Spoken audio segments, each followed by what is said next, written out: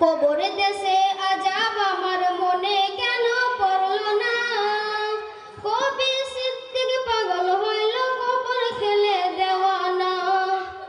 তাহার চোখে গরম পানি বাঁধা কেন মানে না? আসসালামু আলাইকুম ওয়া রাহমাতুল্লাহি ওয়া বারাকাতুহু।